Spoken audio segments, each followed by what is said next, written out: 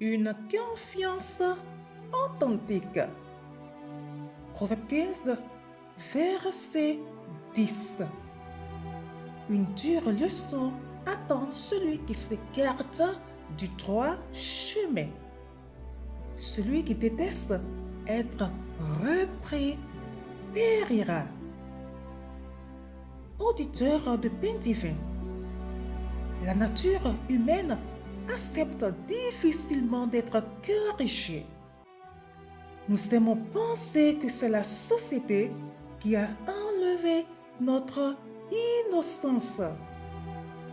Nous préférons dire « je suis comme ça » et trouvons que c'est une bonne excuse.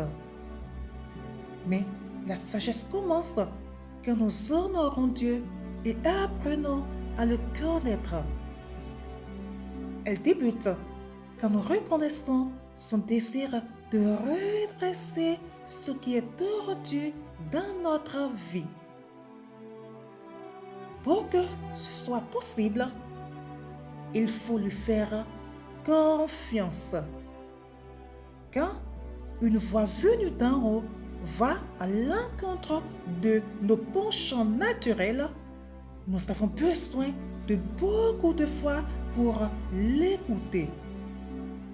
Mais Dieu nous accordera cette foi. Il sait que les êtres humains qui sont des rebelles rachetés sont souvent désorientés.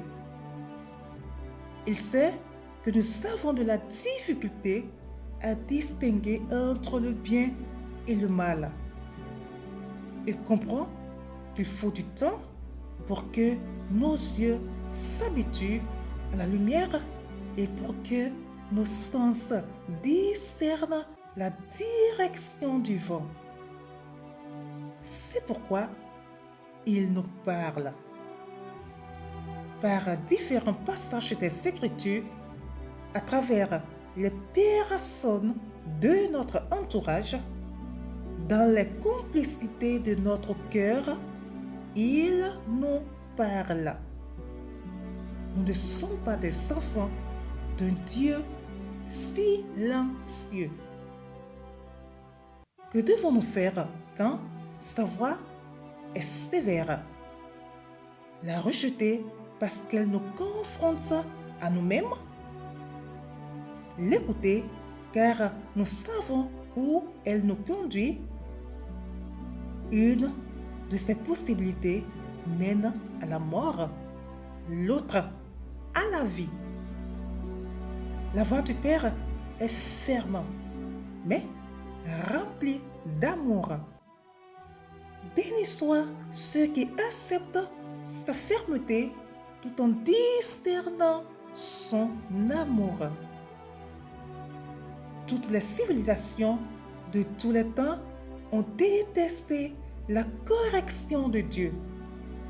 La nôtre ne fait pas exception. Il faut une intervention de son esprit pour provoquer un repentir véritable. Mais il intervient souvent. Bien-aimés, à quel point avez-vous confiance en la parole de Dieu? Quand elle vous appelle à un changement de vie radical, l'écoutez-vous? Quand elle touche du doigt un péché particulier, lui résistez-vous?